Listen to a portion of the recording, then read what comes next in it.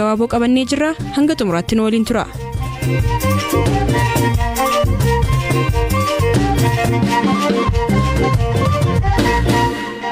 Gama kaabaliita Itoophiyaan daangaa Sudaan waliin waldaangeessutti haleellaa loltoota Itoophiyaan gaggeeffameen loltoonni Sudaan ajjeefamuu isaanii Sudaan himatteetti. Mootummaan Itoophiyaa garuu daangaa kana irratti finciltoota Tigraay lo'anii biyyattii seenan rukute malee loltoota Sudaan irratti haleellaa hin banne jechuun deebii kenneera. Ammayyuu taanaan gabaasa dabalataa qaba. Waraanni Sudaan ibsa gaafa sanbata darbe baaseen waraanni Itoophiyaa fi milishaan waliin ta'uun daangaarratti loltoota kiyyaarratti haleellaa raawwatanii miidhaa geessisaniiru jechuun ibseera. Ta'us miidhaan dhaqqabe hammas jedhee ifatti hin dubbanne.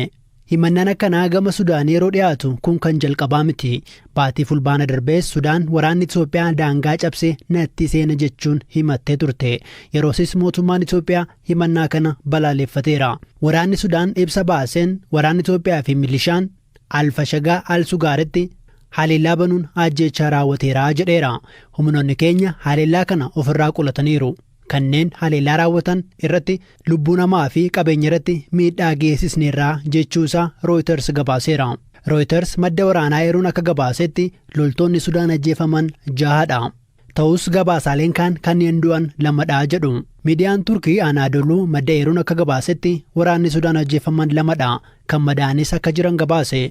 Dabalataanis maddi kun Sudaan Tribune waabeeffatee akka gabaasetti Itoophiyaan midhaan qonnaan bultoonni naannoo Amaaraa facaasan akka sassaaban tumsuuf akkasumas finciltoota Tigraay danquu fi tarkaanfii kana kan fudhattee jedheera. Dhimma kana irratti deebii kan kennan ministeer deetaan ministeera tajaajila koominikeeshinii mootummaa Itoophiyaa aadde Salaamaawit Kaasaa gama Sudaaniin irra deddeebiin finciltoonni Tigraay gara Itoophiyaa seenuuf ni carraaquu jedhan. Itoophiyaan hariiroon biyyoota lamaanii akka miidhamuu akka hin barbaanne simaniiru. ከሰሞኑ በተለይ በሱዳን በኩል ሰርገው የገቡ Eenya kana keessumaa karaa Sudaaniin seenuun gartuuleen humna balleessaa kana uummata irratti miidhaa geessisuuf yeroo yaalanitti mootummaan tarkaanfii fudhachuun isaa ni yaadatama. Kana garuu miidiyaaleen adda addaa karaa dogoggora ta'een yommuu gabaasan agarreerra. Keessumaa miidiyaaleen tokko humna waraanaa Sudaan irratti haleellaan raawwatameera jedhanii akkaataa isaanitti gabaasan guutummaan guututti dogoggora ta'uu isaa ibsuu barbaanna. Gartuun shororkeessaa Itoophiyaa diiguuf hidhatee kee Sudaaniin bakka itti dhokatu akka hin goonee fi darbeeyyuu miidiyaalee tokko irraa hariiroo biyyoota lamaanii summeessuu fi balleessuuf jecha gabaasaaleen ba'an kunneen biyyoota lamaan miidhuuf kan ka'an ta'uu isaanii hubannoo keessa galchuun mootummaan Itoophiyaa kun hariiroo biyyootii lamaanii irratti dhiibbaa uumuu akka hin dandeenye guutummaatti akka amanu ibsuun barbaada. ጫና እንደማያሳድር ያለውን እምነት መግለጽ እወዳለሁ. Waggoota dheeraaf qonnaan bultoonni Itoophiyaa lafa qonnaaf mijatuu fi Alfashagaa jedhamu qotataa turan. Lafti kun garuu kiyya jechuun Sudaan ni himti. Waggaa tokko dura waraanni Tigraay keessatti yeroo jalqabe waraanni Itoophiyaa lafa kana gadhiisuun lolaaf socho'uu hordofeeti. Waraanni Sudaan bakkicha kan to'ate.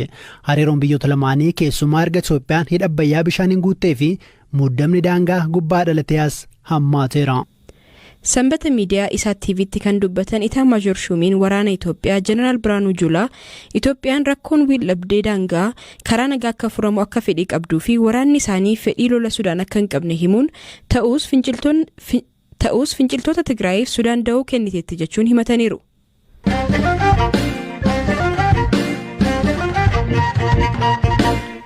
Pireezidaantiin Afrikaa Kibbaa Cyril Ramaphosa sababa gosa vaayirasii COVID-19 haaraa Omicron jedhamuun biyya isaaniitti argame walqabatee dhorka imalaa biyyattii fi biyyoota ollaa irratti fudhatame balaaleffataniiru. Biyyoonni akka UK, Gamtaa Awurooppaa fi Ameerikaan kanneen dhorkaa imalaa ka'an keessatti kan argaman yoo ta'u, gosti vaayirasichaa Omicron jedhamu kun gosa baay'ee yaaddeessaadhas jedhameera. Eliyaas Mulugeessaa gabaasa dabalataa qaba. Gosti koronaa vaayirasii haaraa Omicron jedhamu kun jalqaba baatii kanaatti Afrikaa Kibbaa keessatti argamuun torban darbe dhaabbata fayyaa addunyaatti gabaafame. Gosti vaayirasii haaraa kunis Afrikaa Kibbaa bulchiinsa Gauteng keessatti torbanoota lamaan darban keessa mul'achuun amma bulchiinsota biyyattii hundatti faca'eef ka'umsa jedhameera. UK keessattis namoonni Omicron kanaan qabaman 9 hanga ammaatti kan argaman yoo ta'u, Portugal keessatti ammoo taphattootaa fi hojjettoota kilaba tokkoo 13 irratti vaayirasiin kun argameera. Ogeessi dhibeewwan daddarbanii Afrikaa Kibbaa Profeesar Saliim Abdul Karim akka jedhanitti gosti vaayirasichaa haaraa Omicron jedhamu kun gosoota vaayirasichaa kanaan duran turan caalaa mallattoo dhukkubbii addaa agarsiisaa kan jedhu irratti ammatti beekuun akka hin danda'amne himaniiru. Ragaaleen Afrikaa Kibbaa keessatti argaman vaayirasiin haaraa kun mallattoolee dhukkubbii adda ta'e akka hin qabnee fi namoonni hubaman miira fuunfachuu fi dhandhamuu isaanii dhabuu baatanis mallattoon akka dadhabbii cimaa fi rukuttaan onnee ol ka'aa ta'e argamuu isaa ibsaniiru. Namoonni gosa vaayirasii haaraa Omicron kanaan hubaman talaallii fudhatanis fudhachuu baatanis namoota gosa vaayirasichaa biroon hubaman caalaa dhukkubbii cimaan hubamuu fi hospitaala seenuu isaanii irratti ragaan argameen jiru jedhaniiru. Profeesar Saliim dabaluun dilbata irraa eegalee biyyoonni 11 ta'an namoota gosa vaayirasii Omicron kanaan hubaman argachuu isaanii himuun daangaa cufachuun garuu homaa bu'aa hin qabu jedhaniiru. Dhaabbanni fayyaa addunyaas tarkaanfii dhorkaa biyyoonni atattamaan taasisaniif akeekkachiiseera. Tarkaanfii balaa bu'uureeffatee fi saayinsawaa ta'uu qabaata jedheera. Dhaabbatichatti Daayirektarri Afrikaa Matshidiso Moitii guyyaa dilbataa akka jedhanitti Omicron amma addunyaa bakkeewwan garagaraatti mul'ateef dhorkaa imalaa Afrikaa irratti xiyyeeffate kaa'uun tokkummaa addunyaa miidha jedhaniiru. Pireezidaantiin Afrikaa Kibbaa Cyril Ramaphosa gama isaaniitiin dhorkaa kaa'ameef bu'uurri saayinsawaa ta'e akka hin jirree fi Afrikaan Kibbaa haala malee loogiin irratti raawwatame jedhan. Itti dabaluunis dhorkaawwan kunneenis facaatii vaayirasichaa ittisuuf kan hin gargaarredhas jedhaniiru.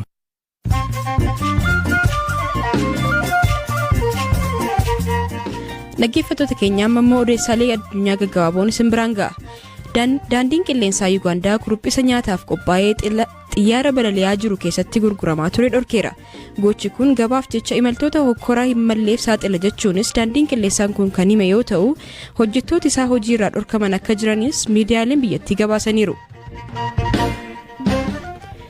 Lammii Ameerikaa Mizuuriitti sobaan namoota 3 ajjeeseera jedhamuun himatamee hidhaa waggoota 42 booda tibbana gadhiifame Kevin Stickland jedhamu deeggaruuf namoonni doolaara Ameerikaa miliyoona 1.5 walitti qabani.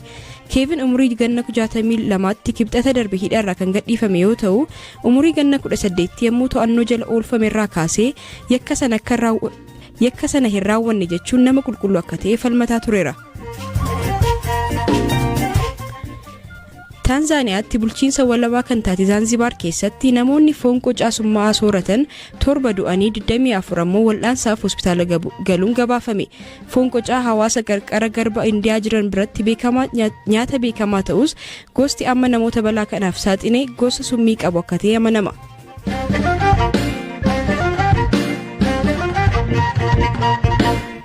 Dhaabbata walta'iinsaa biyyoota Afrikaa bahaa kan ta'e IGAD dorgommii walaloo nagaa qopheesse kan injifate dargaggoon Booranaa addunyaa kanatti nagaan bakka guddaa qaba jechuun BBCtti himeera.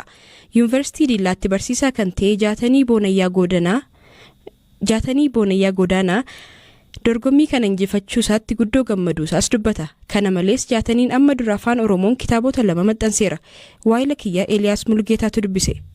Badhaasi dhiyoo kanaa nageenya irratti armaan dura ji'a agayya keessa 2021 dhaabbati IGAD jedhamu kunimmoo karuma peejii isaanii waa'ee nageenya irratti namoota walaloo akkasumallee fiilmiin dandeettii qabanii dorgomsiisee onlaayinii irratti barreessanii waan kana irratti namoota walaloo barreessan namoota fiilmii hojjetan arti garaagaraatiin footoonis yoo ta'e akka waa'ee nageenya achirratti ibsanii ka jedhu ba'ee ture.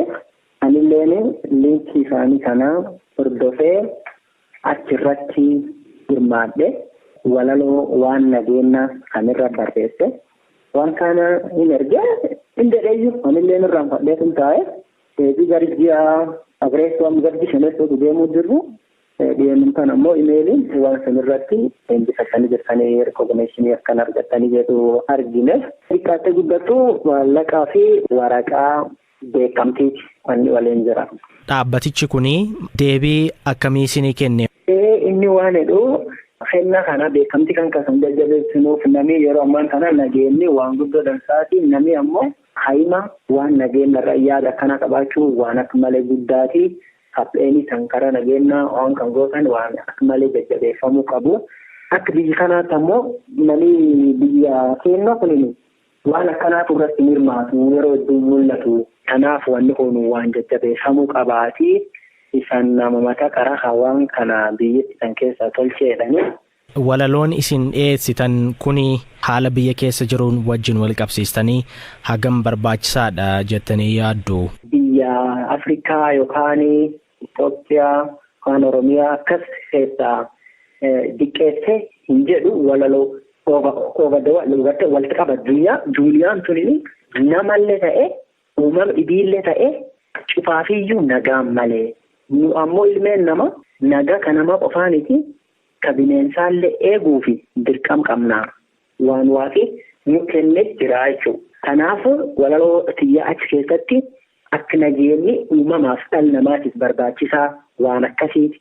Kanaafuu akkas jechuun eegee addunyaa dubbatte Afrikaallee ta'e biyyateenallee ta'e achi keessatti hin hammatamti jechuudha. Mee muraasa keessaa nu jechuu dandeettu? Black and white. Oh, for another color, the creature is unique. For all the creation, this is the life, to live the life in the world better. Gartee gurraachaaf adii gidduu yoo fedha habifa kakka uumame seen takka uumamoota cufaafu nageenyi jireenyi gansa jiraachuuf nagaa jabeessaa duuniyaa maraa keessaa jedhe. Ulfaadhu galatoomi. Galata qabdani. Ayyee.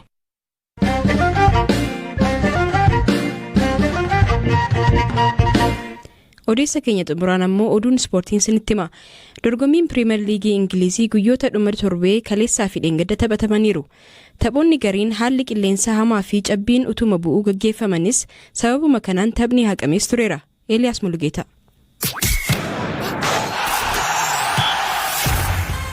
Dorgommiin kubbaa miilaa guyyaadhaa guyyaatti wantoota hin eegamne keessummeessuu fi si'oominaan eegamu Pirimeer Liigiin Ingiliz guyyoota dhuma torbee darbanii irrattis taphatameera. Tapha jalqabaa sanbataan Arsenaal Niwukaasel keessummeessuun 2-2 injifateera.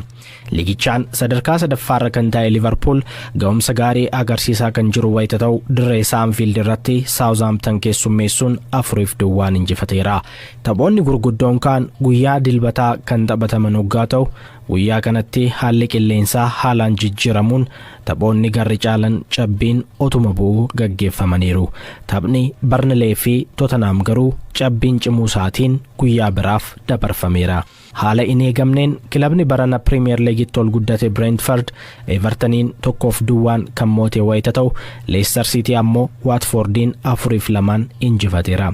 Taphoonni haalaan eegamaa turan biroon ammoo Manchester City fi West Ham United walitti fidaniiru. Tapha kanaan Man Cityin 2-1 moochuun qabxii 29 sadarkaa lammaffaarra taa'eera. Taphni si'oominaan eegamaa ture kadhibee ammoo Chelsea fi Man United walitti fideera.